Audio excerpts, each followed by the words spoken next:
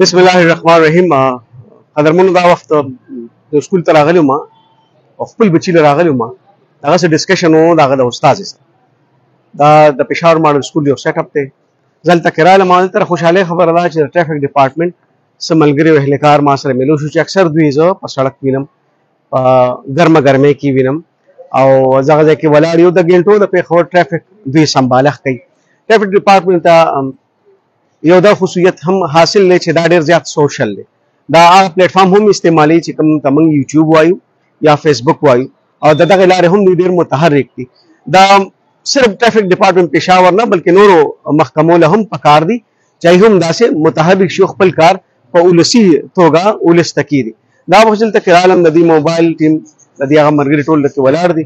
زما ټول نه مخکې د آی جی پی خبر پختونخوا اختر حیات ګنډپور صاحب سی سی پی او اشفاق انور صاحب او چې کوم چیف ټریفک افیسر پېښور دی قمر حیات خان زه به د هغې ډېر زیاته شکریا ادا کوم.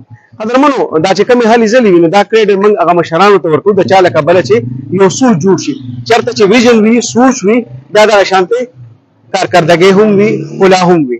اوس راځم دلته څه روان دي اوس نه دي. قدرمنو زموږ تورسرې زموږ خویندې چې کوم استادانې دي او زموږ د بچو نه سړي جوړوي هغې له دلته کې دا ټرافیک ډپارټمنټ راغی او لایسنس کوتا هم په دغه سکول کې حواله کېږي. دا وخت تاسو ګورئ یو ټریک هم ورته هم جوړ کړی دی او ما دپاره خو دا خبره ډېره زیاته نوې ده چې د سکول په دې ودانۍ کې یو ټریک جوړ دی او په دې کې به زموږ خویندې چې کوم استادانې دي او دلته کېږي هغې ته به هم دلته کې دغه چې کوم ډرایوینګ لایسنس دی ترلاسه کېږي.